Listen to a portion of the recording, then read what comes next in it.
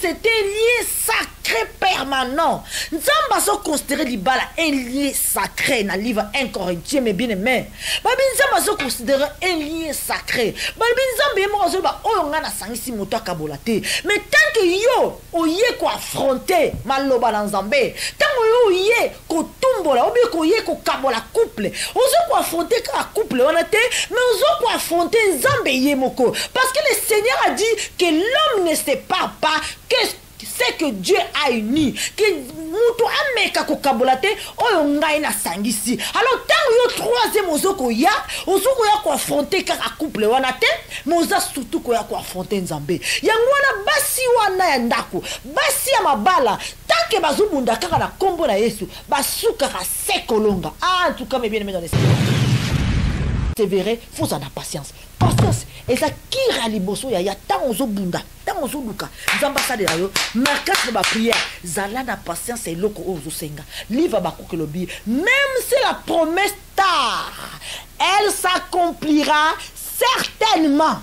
Et koko kisama au nom de Jésus-Christ. Deuxième qui dans ce pays, la beauté. La beauté. Mais bien aimé. Obi eza pasi ko sala bolamu na mutu aso sala mabe.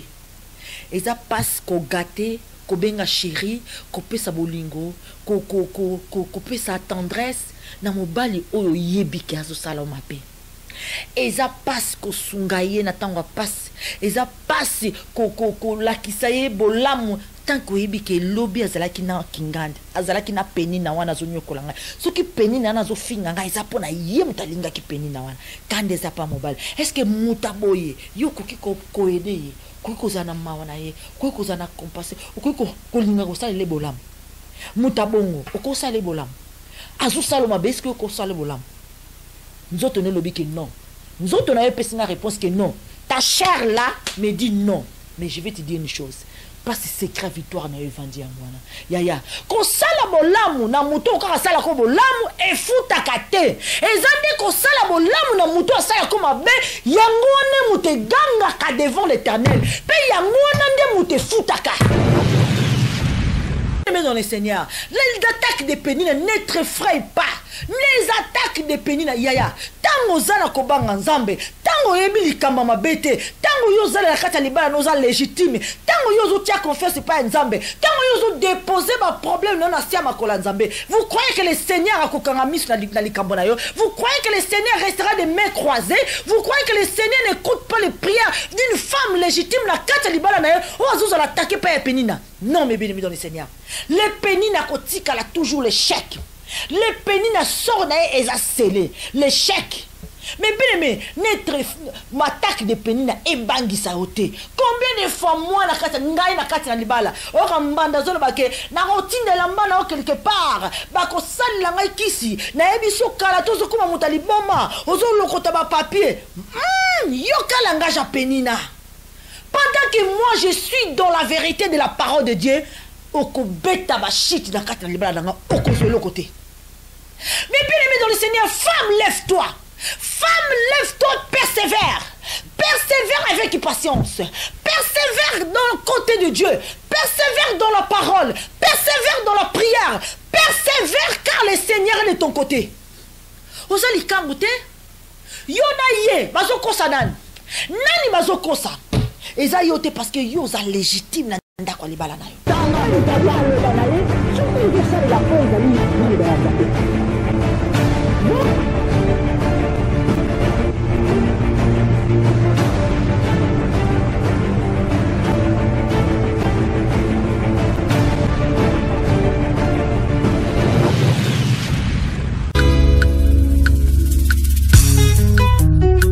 J'ai dit merci à l'Éternel Dieu pour Azinga na zéro à Komisina et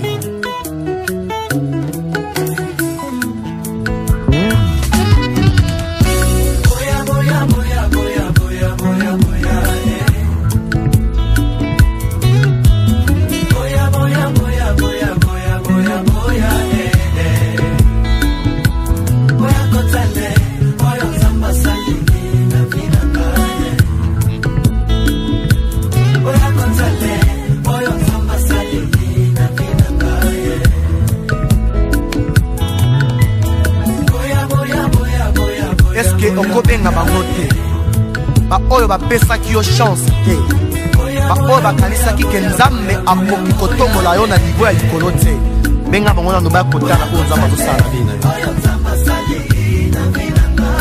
baacteur ya malheur na yo benga bango mpo bakoma baspectateur ya makambo nzambe azosala na yo ya likolo bapesaki nga chance te na bina ngai ye kinga na koperse na miso ya bato bazalaki moto kopusa mosika pembeni ya fulu sans valeur inutile kasi na miso ya nzambe zalaki moto ya kopusa pembeni ye tosokolanaki kosokovanda na mesa ya bakonzi nga Mefibosheth babenganaki nga na fami nzoka na miso ya nzambe nga nde voya ero batekaki nga na Egypte esclave pamba nzoka premier ministre babosanaki nga na zamba nzoka David oyo akwesa Goliath boya nanu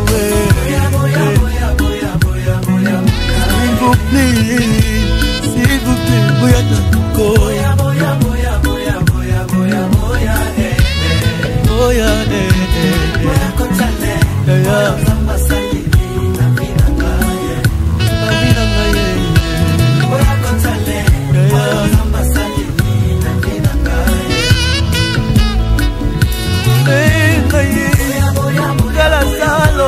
liloba ya pamba na sekwi na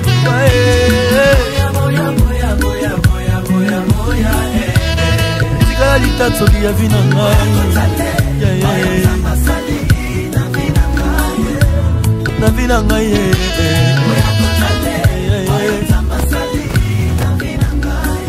Shalom, shalom, shalom, shalom, soyez bienvenus dans le chemin de l'éternel, la télévision chrétienne en Suisse.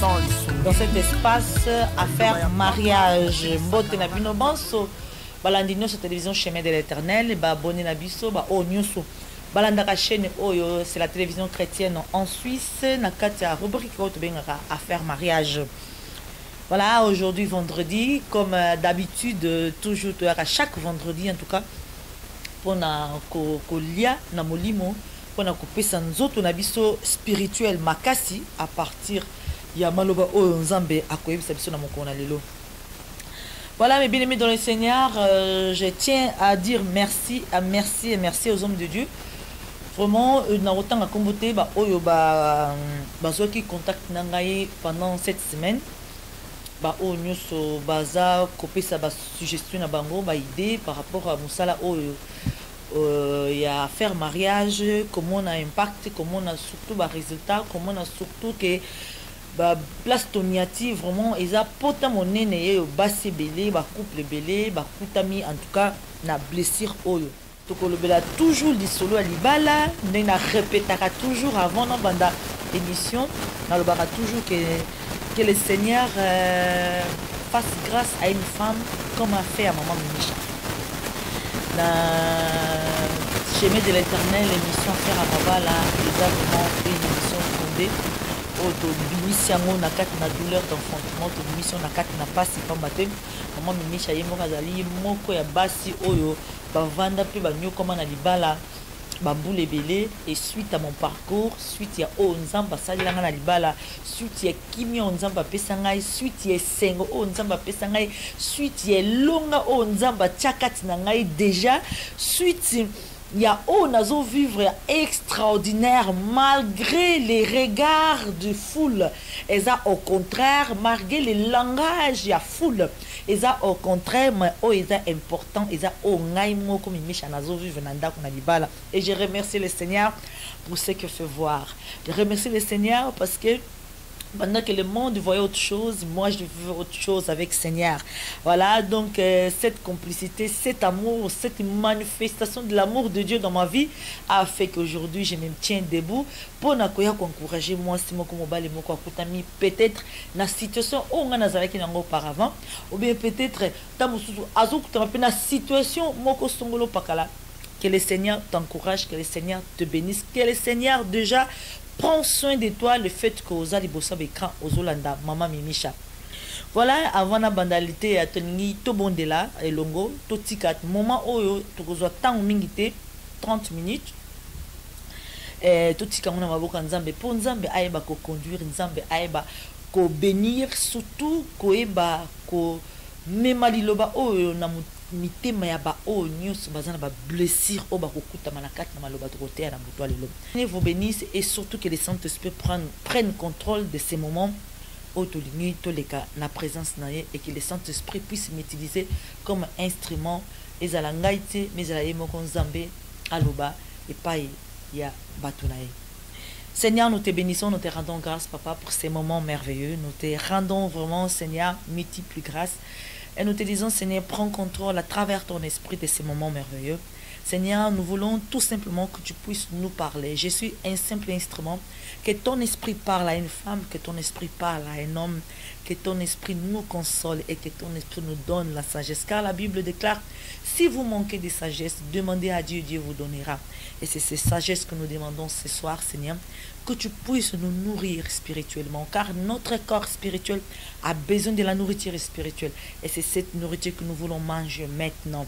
Seigneur, donne-nous la force de tenir ferme devant tout l'obstacle d'ennemi, devant toutes les menaces, devant toutes les attaques du diable, que nous puissions être fermes en Jésus-Christ, car nous sommes dans la victoire au nom de Jésus-Christ. Nous laissons ces moments entre tes saintes mains. Prends contrôle des débuts jusqu'à la fin, dans le nom de Jésus-Christ. Amen. Voilà mes bien-aimés dans le Seigneur, que le Seigneur vous bénisse encore une fois. Merci Maman Micha, les lotolobi, les attaques de Pénina ne t'effrayent pas. Les attaques de Pénina ne t'effrayent pas. Toza Nakatia 1 Samuel, donc Tobani la première chapitre. La première chapitre, mes bien-aimés dans le Seigneur, réalisation. Botti la biso déjà verset ba o bazana ba Bible banda kuma fongola mes bien-aimés dans le Seigneur, que les attaques de Pénina ne t'effrayent pas. Mais bien aimé, avant de continuer en tout cas, la série en la réalisation, ce qui va côté verset parce que c'est très très important. Verset. Il y avait un homme de Ramartan nommé Elkana. Cet homme, il avait 2 femmes. Donc, une s'appelait Anne et l'autre Pénina. Pénina avait des enfants, mais Anne n'avait point. Chaque année, cet homme monta de sa ville à Silo pour se prosterner devant l'Éternel des armées et pour lui offrir des sacrifices. Là se retrouvaient les 2 fils d'Élie, Ophine et Phiné, sacrificateurs de l'Éternel. Les jours où Elkana offrait son sacrifice, il donnait des portions à Pénina, sa femme, et à tous les fils et à toutes les filles qu'il avait d'elle. Mais il donna à Anne une portion double, car il aimait Anne, que l'Éternel avait rendue stérile. Sa rivale lui prodiguait les mortifications pour la porter à s'hériter de ce que l'Éternel l'avait rendue stérile. Et toutes les années, il était ainsi. Chaque fois que Anne montait à la maison de l'Éternel, Pénina la mortifiait de la même manière. Alors, elle plaira, il ne mange point. Le que titre et l'autre lobby que les attaques de Pénina ne t'effraient pas. Que les attaques de Pénina ne t'effraient pas. Que les attaques de Pénina ne t'effraient pas. Kobanga te na bataki oyo makango azali kotindela yo. Kobanga te na bataki obi na maloba obi na ba menace oyo makango azali kotindela yo. Mais bien aimé dans le Seigneur, tant que ozana nzambe, tant que ozana bon chemin, tant que okutami na kati na libala na ona légalité ya libala nengi Bible ezali kosenga, mais bien aimé, sachez que le Seigneur sera toujours de ton côté. Sachez que nzambe otobon de la kakozala toujours côté na yo. Balobi nzambe azasima maloba na epo akokise yango. Esengeli yozala na kati na maloba na nzambe na ndako ya libala oyo vandi na kati na maloba na nzambe selon nzambe ndenga lobi ke libala ezala. Tant que yoza na kati na libala na ba règle ya libala selon la parole de Dieu, sachez que le Dieu sera toujours derrière toi, car Seigneur sera toujours derrière sa parole pour l'accomplir. Quelles que soient les attaques de Pénina dans ton foyer, faut comprendre le Ronina Lingi. nalobaka toujours awa kotana makanisa munguna na yo betela ekalikili yebe loko ni yalingi tango comprendre mwana mwasi alingi loko siko yo kene na loko ngo kanga ngo siko ko pesa ete ko tika ete donc ko tika ta mokete akobeta batura tia kolemba résister les diables. Nous confirmons dans la parole de Dieu dans le livre de Jacques 4:7. Soumettez-vous donc à Dieu. Résistez au diable, il fuira loin de vous. Parce que tant que tu as attaqué, que tu as marié légitimement, mais bien aimé dans le Seigneur, c'est un engin du diable automatiquement, il fait partie. Il fait partie du royaume de Bango, il y a ténèbres. Alors cette personne, elle devient le diable. Elle devient l'enveloppe du diable. Alors mes bien-aimés, résistez-les. Résistez-les. La Bible nous recommande, même dans les moments d'affliction, dans les moments d'amertume, dans les moments de douleur, dans les moments de souffrance, dans les moments des attaques de pénina, résistez, persévérez dans la prière. Persévérez dans la prière. Persévérez dans la prière. Persévérer dans la prière, car la prière c'est une arme infaillible. La prière c'est une arme infaillible, mes bien-aimés dans le Seigneur. Persévérer dans la prière, persévérer, parce que je sais que dans la prière, il y a place pour Kimia. Na prière, il y a place pour Kimia. Na prière, il y a place pour Longola Kobanga. Parce que tant aux attaquer bongo, on commence à calculer la future et à couple nabinum. On commence à se poser ma question. Tu te remets en question, mon Dieu. Tu vas dire 15, 5 ans. Tu vas dire 10 ans peut-être. Tu vas dire 3 ans. Ma caméra bandeling. Et bon, dans 10 ans, Zalandeni. Et bon, dans 5 ans, Zalandeni. Moi, si nous sommes en train de souffrir dans le bal, à Kanesara Bongo. Azala toujours ma pensée. Bon, on a fiti ton souka n'engeni. Est-ce que dans 10 ans, on a la kanangaï? Est-ce que dans 5 ans, on a la kanangaï? Est-ce que dans 3 ans, on a la kanangaï? Abandé ma kababoy. Le bureau souk la biso wapi. Au moins, on couple point d'interrogation. Vous avez ce qui beaucoup qu'un ensemble. Ou bien, beaucoup kaboananzela. Point d'interrogation. Tu te remets en question.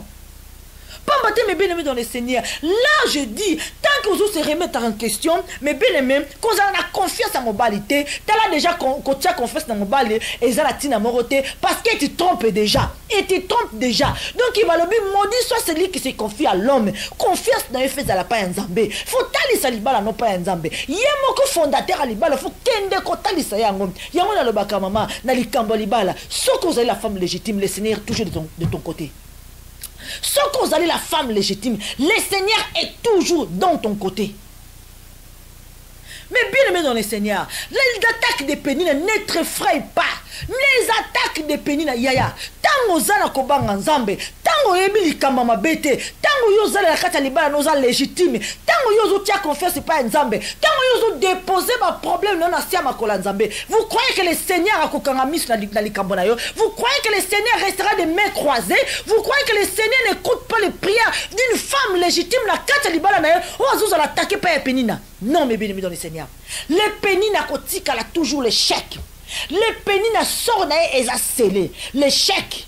Mais bien aimé, notre m'attaque de pénines et bangi sa ôté. Combien de fois moi la kata ngai na kata na libala? Ora mbanda zolo bake na routine de la mbana quelque part. Bako sali la ngai kisi. Na ebiso kala tozo kuma mutali boma. Ozo lokota ba papier. Yoka langage à pénina. Pendant que moi je suis dans la vérité de la parole de Dieu, oko beta ba shit na kata na libala na oko sur le côté. Mais bien aimé dans le Seigneur, femme, lève-toi. Femme, lève-toi, persévère. Persévère avec patience. Persévère dans la parole. Persévère dans la prière. Persévère car le Seigneur est de ton côté. Ozali kangoute. Yona ye, bazo kosa nani. Nani bazo kosa. Eza yote parce que yo za légitime nanda kwa libala na yo. C'est vrai que ça fait mal. Mais je vais vous dire, na pes, au moni couple ningani. Tant adultère ningani et ningisi couple. Ah.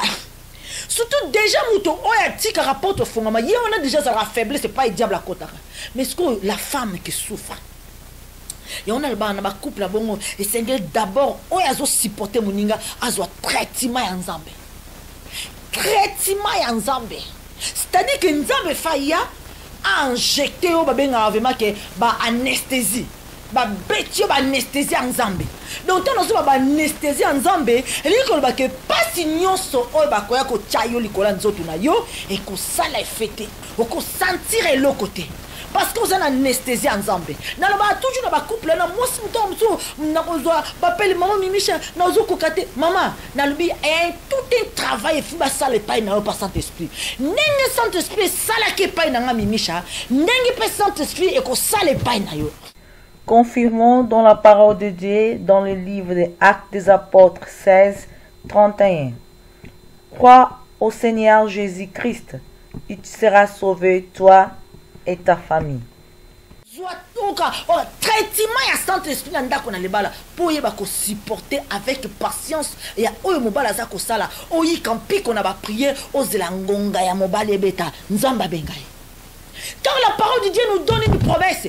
Crois en Jésus-Christ, tu seras sauvé, toi et ta famille. Ça, c'est une promesse. Ça, c'est une prophétie par l'excellence. C'est-à-dire qu'un couple, tant moko na carte dans le mabé, obi la carte dans le sumu, quel que soit diable à récupérer moko, mais nzamba zolo bana oya tikali, soko ndi melingai, oko zala sauver yo, nani bota na yo. C'est-à-dire que yo zali porte pas une lumière au kokota, c'est-à-dire que tu gagneras ton mari à travers la lumière à Christ au kokota katina yo.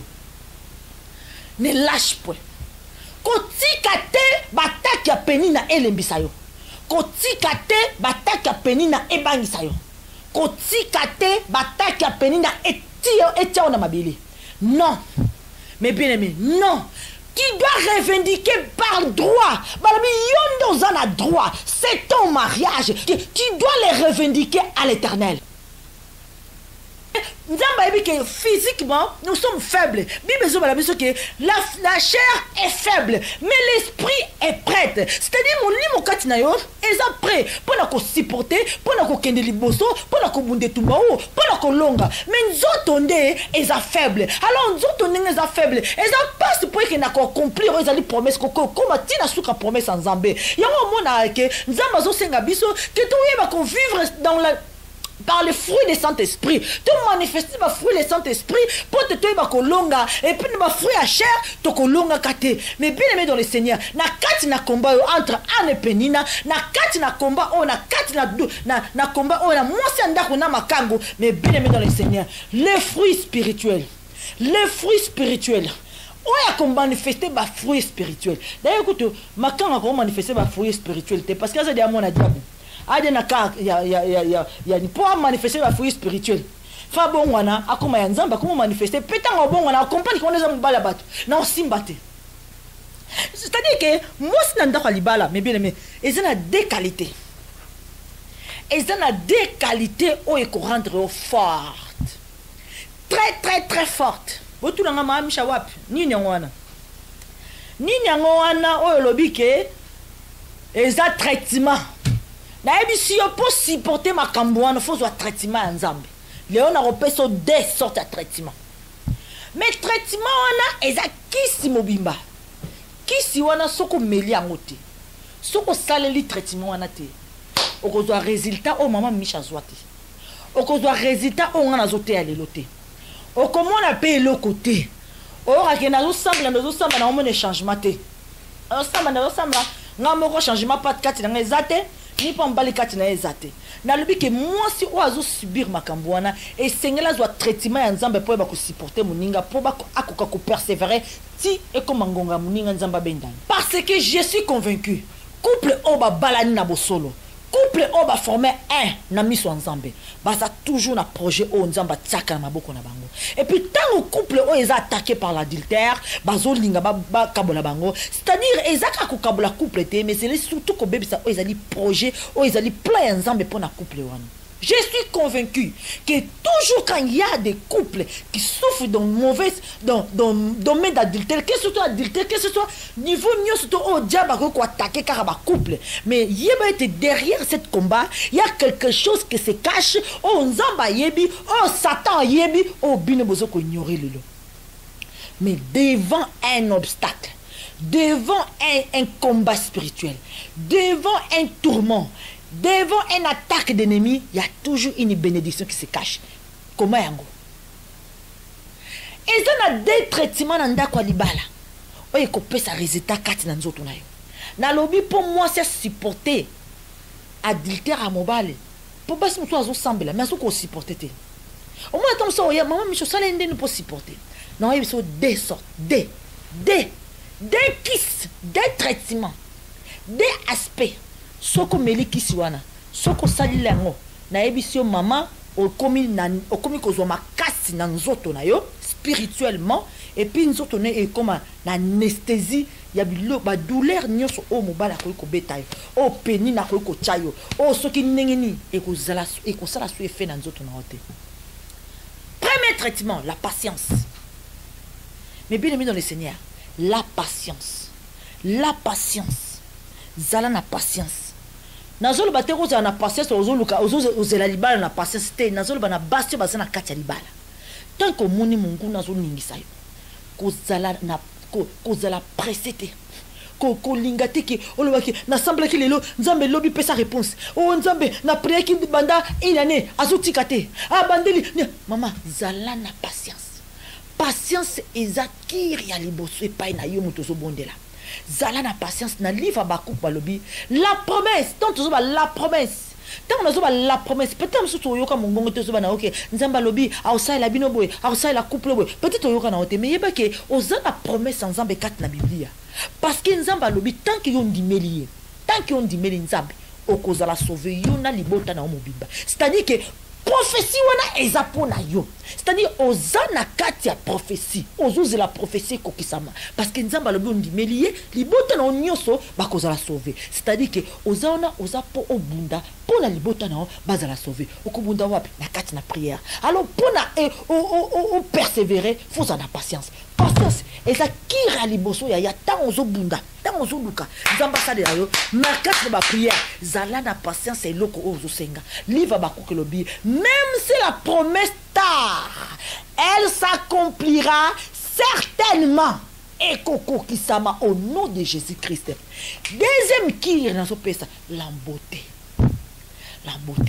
mais bien aimé eza pasi ko sala bolamu na muto aso sala mabe eza pasi ko gâter ko benga chéri ko pesa bolingo ko pesa tendresse na mobali oyo yebiki aso sala mabe eza pasi ko sungaye na tango pasi eza pasi ko lakisa ye bolamu tant que yebiki lobi azalaki na kinganda azalaki na peni na wana zo nyokola ngai soki peni na zo finga ngai eza pona ye mutalinga ki peni na wana kande eza pa mobile est-ce que mutaboye yo koki ko aider koki kozana mawana ye koki kozana compenser koki ko linga ko sala le bolamu mutabongo ko sala le bolamu azu sala mabe est-ce que ko sala le bolamu nzoto ne lobi que non nzoto na yo pesa na réponse que non ta chair là me dit non mais je vais te dire une chose parce que secret victoire na evandi ngwana yaya ko sala bolamu na muto ka sala ko bolamu e futa kate ezande ko sala bolamu na muto sala ko mabe yango ne mute ganga ka devant l'Éternel pe yango na nde mute futa ka en beauté la beauté ko sala bolamu ko sala prêt à ko aider muto ah mais bien aimé dans le Seigneur maman les cambouana soko bandi ko tiango na pratique dès qu'il on a pessimino cet homme là attend la toilette et se posera beaucoup de questions anini bazalaka soki était monsieur ndako à réagir dans la chair ba qui m'a surtout qu'on a qui ça pas ya les cas OK regardez comme elle m'a fait regardez comportement na regardez nanga za moi si mabe tala nanga salinga regardez comme elle m'a fait tala moi si on a comportement pourquoi parce que c'est tout un message oazo linga lancé par les cas que moi j'aime pas ça na linga le côté na linga comportement côté malgré azo ibaki yende mutazali cause ya comportement wana mais bien aimé c'est dur physiquement charnellement c'est dur mais rappelez-vous de la parole de Dieu l'esprit est prêt mais le corps est faible mais l'esprit est prêt même esprit na yo tina kata possibilité ya ko sala o ezali lo banzambe bible zotala sebiso na livre 1 Corinthiens 7 39 cela dit aux yeux de Dieu. Les mariages, c'était lié sacré permanent. Nous avons considéré l'ibala un lié sacré dans le livre 1 Corinthiens, mais bien aimé. Nous avons considéré un lié sacré. Mais tant que yo, oye ko affronter maloba dans Zambé, tant que yo oye ko tumbola, obi ko oye ko kabola couple, ozo ko affronter ka couple, on a mais ozo ko affronter Zambé yemoko. Parce que le Seigneur a dit que l'homme ne sait pas c'est que Dieu a uni, que muto ameka ko kabolate oyo ngai na sangisi. Alors tant yo troisième ozoko ya ko affronter ka couple wana te, mais oza surtout ko ya ko affronter Nzambe. Yango wana basi wana ya ndako, basi ya mabala, tant que bazubunda kaka na kombo na Yesu, basuka ka sekolonga. Ah, en tout cas mes bien-aimés dans le Seigneur. Na domaine na libala kutu vanda na o. Vanda na o soko za na persévérance na maloba na Nzambe ko. Babi même atama o ba ebi Nzambe te Nzamba bundela bango. Même la Bible déclare même ceux qui ne connaissent pas Dieu, Nzamba bundela bango. Et ça va couple mususu. Ebi Nzambe te tamo so bundela na été. Mais le fait que c'est la femme légitime, azo persévérer. Nzamba bundela ba abundela bata bongo. Donc les kambo bien libala Nzamba la lisa ngo misute. Mais bien le Seigneur. C'est dékir o. La patience, la beauté. Maman, je te jure. Yeah. Mon bal a reçu la qualité Bib, mais banda konyo kola ya kinda rapete, asa patient. Non, je vais te dire une chose. Tant qu'on a patient de kamala, on a patient pour la mobilité, mais on a patient pour Nzamba sala. D'autres que Nzamba zalaka donc asa Nzambe te oyo landara oyo zali ba désir na biso. O ba msume ba Nzambe dans 2 ans so salinga te na tiko sambela. Nzambe en tout cas année prochaine so salinga te. Non. Babi yemo comme tabi tango nini. Il connaît l'air, il connaît les moments. Yaya. Ozala ki na mukili, otambola ki mabe, Nzamba boma ki ote, obongona ki pino kite. Mais si Nzamba za patient aboma ki ote. Si e kozela ngongwana yo e beti obongwani. Ah. Lele komi to ba miningo komi yekuto en tout cas akufa ka bongo. Te yo kufa kite, pesa pe chance. Nzamba za capable de changer cette situation. Soyez patient. Et j'aimerais vous raconter un peu un témoignage dans les cambo dans le Bible bonté. En tout cas, bien aimé dans le Seigneur, c'est très important. Parce que dans le Bible, que quand ça la moto bolamu, oya sali mabe yangonde mute futaka. Même moto wa sali mabe et si ngakaye à réfléchir, à kanisa, atala finalement ngam na sala ki mabe mais tel comportement na. Et sachez que tant on biso to sala rabolamu na moto so sala biso mabe et attira à faveur Nzambe. Et attira à faveur Nzambe, t'oblige à Nzambe ko tali kambo na biso.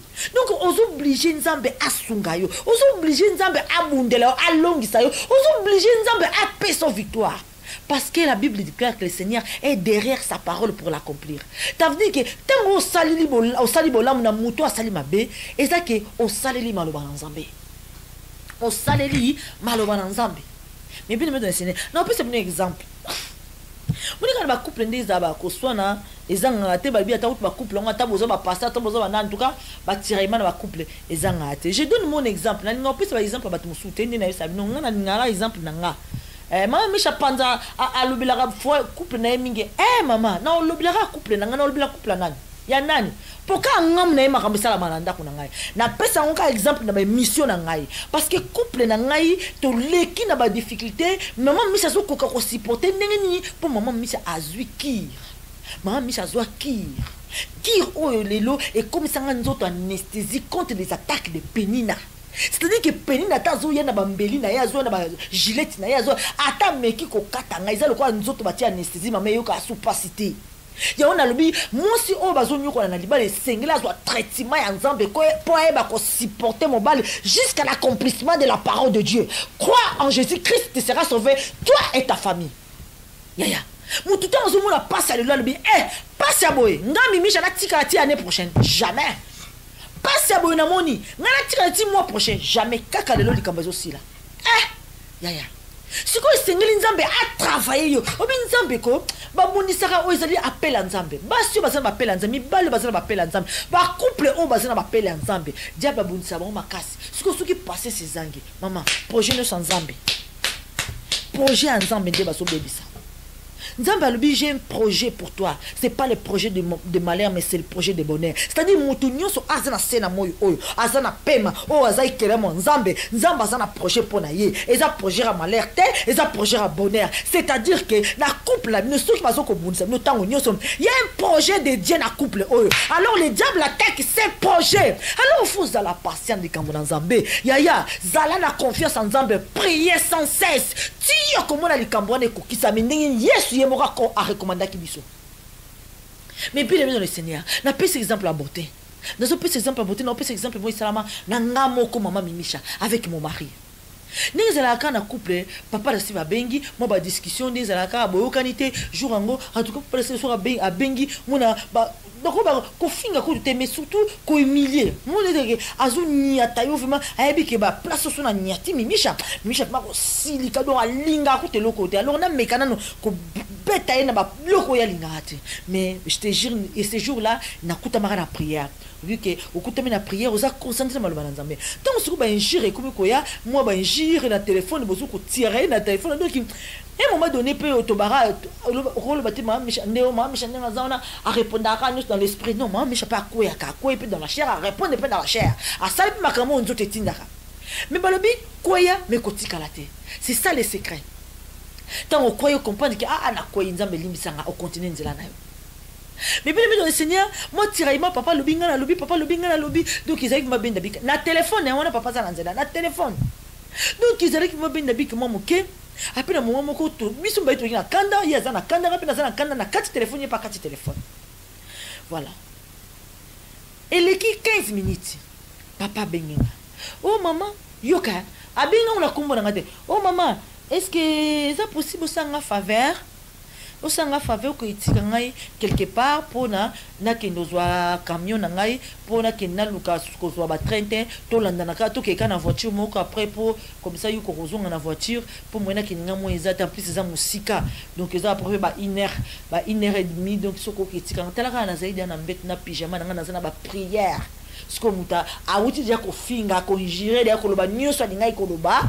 Après bengi dans 15 minutes au là ta que nous tikaye côté mon musika pe en plus c'est 1h30 c'est surtout à 1h combien on a et puis dans le Seigneur comme j'avais la parole de Dieu et je me souvenais de ces kiro nazo pesabino lelo yaya soko mekango o meki ba de kiro wana patience na beauté wana ko sala bola mona mobala zo salo mabe ko lakise ba fruit de l'esprit ko talise bola mouvement hein yaya ati sur le changement c'est que Nzambo a existé raté ba parole de Dieu au tout temps yaya eko comme des paroles magiques sur le mécan mais souvent ceux qui n'azul bana moto likambo o ki kiri ya beauté so na pesi kiri ya beauté na bitala asali mabe yozong sa boy na ebiso 95% abasi baboya so na bika mama so asali mabe yozong sa boy yo sali boya ma te maman Micha wana mo exagérer te maman Micha non pas jusque là oh wana mona ngana wana monyela ngai wana kumika zuba na e pona nini muta usala nga mabe boy muta zo finga nga boy ngana ke sali su boy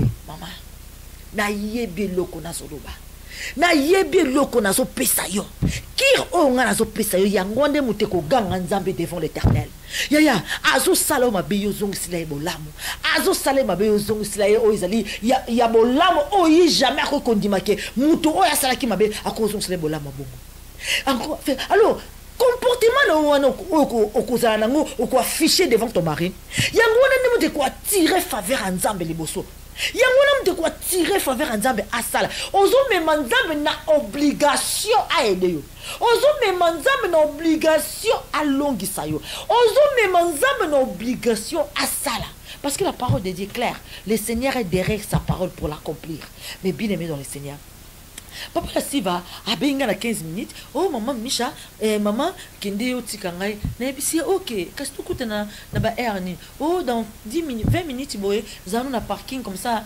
tukuta wana na kozo na parking ngabi ok na zobonga na 15 minutes kasi tonsa na parking na super téléphone ciao na kati 3 minutes papa la siva rappeler ngai abi maman wana yesiko papa abi mama na ocho finga yo a na ocho kolobino mabe na ocho ko emilie yo na luma loba nyoso ya mabe na sengene na loba mais na bengi yo na sengi yo faveur ondimi so ezaki basi mususu ako tam so yamba téléphone te tam so yamba téléphone en fin ngai tam so le mama be parce que on a autre ko bana awa c'est vrai que aussi qui na autre ko bengo dans 15 minutes tala on dit nous que nous tika ngai maman merci azut téléphone akati maman j'ai compris donc na sentir effet au bibezo bala biso na sentir effet ngabi maman tala moni beauté à moi c'est et silaka beauté silaka mutu ata ozaki toko ozongala ndeni dans 20 ans tant sumala misha ozala bongo te dans 30 ans ozala ne bongo te aonuna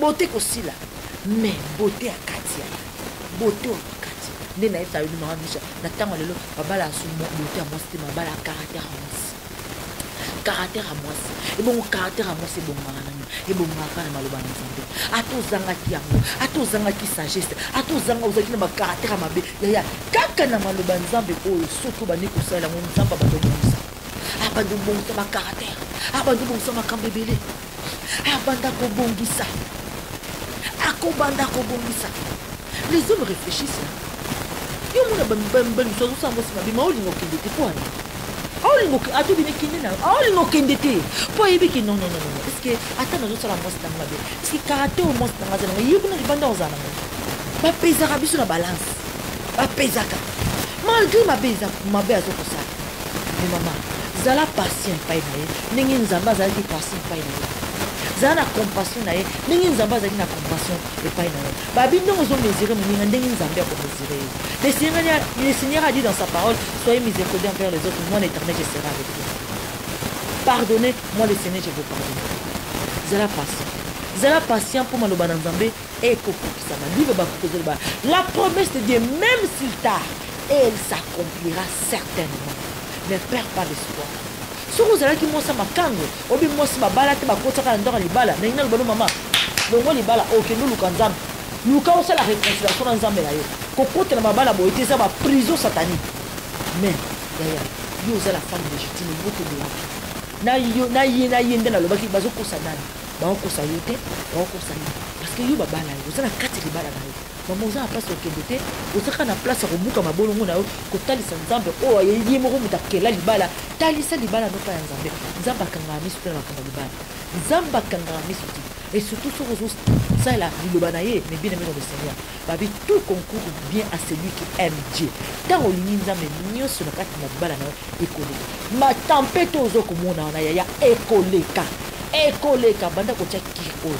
zwana nzoto anesthésie na yebiso zwana nzoto anesthésie comme ça ye peni na ta tindi maloba ta lobi n'importe quoi osala eloko te ekosala eloko te okomprendre que les agents du diable j'ai pas le temps à perdre nzambe na ngai aza na makambo ebele face à la kati na ngai je dois être prête disponible pour nzambe mosala nzambe ebele likolo na ngai naki peur de terre kolandaka yo naki peur de terre kofuyaka na tel na yo naoluka nini kuna naki peur de terre nalandaka na facebook ya bambanda naza oluka nini kuna na peur de temps te mama on n'a pas le temps on n'a pas le temps la Bible déclare racheter le temps car les jours sont mauvais nous tant ozaka na distraction ko landa bal na sima lali ndako pe ozobenga yo za wapi ko okena yo wapi ya kaka kendo na makambo papa na watindio okena yo wapi laissez les Seigneur s'occuper na mobali tika nzamba s'occuper na mobali wa tika nzamba s'occuper na mobali na wa ndumba wana tika nzamba s'occuper na yo s'occuper na makambo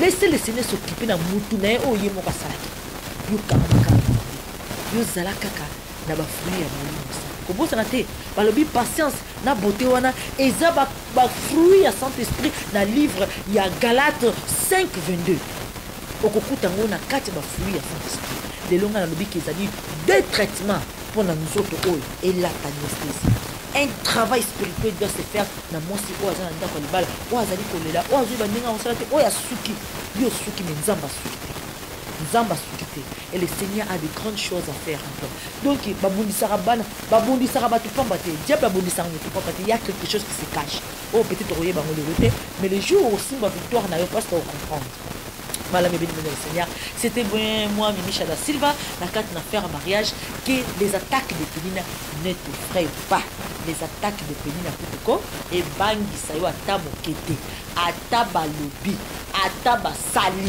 ata babangisi yo balobi ke emondi oza boye tozana elamba na oyo tozotinda ngo na mboka boye bazosala ngo bakisi ozokoma liboma yebisa ye soki nganga asengisi suki yebisa na nganga nazopesa so suki akata abakisa su bakisi kisi wana ekotourne contre ennemi na yo parce que oza na nzambe pa ya bana nzambe basimbaka te pa ya bana nzambe basimbaka te d'ailleurs libala wana ezali nzambe moto asangisi bango ntango yo ozoya kobundisa bango ozoya kobundisa bango kaka te mais ozokobundisa nzambe oyo asangisaki bango oyo nzambe alobi na maloba na yo que personne ne sait pas oyo nga nasangisi ntango yo ozoya kokabola ça veut dire que ozobunda contre nzambe est ce que moto akoki kobunda contre nzambe aoswaka na l'échec yango wana kangama na nzambe victoire eza pa ya nzambe. Que le Seigneur vous bénisse. C'est bien moi Mimisha da Silva dans 4 émissions Affaire mariage thème le ezalaki que les attaques de Penina ne t'effraient pas kobanga Penina te à 0 tolonga déjà ciao. Tanga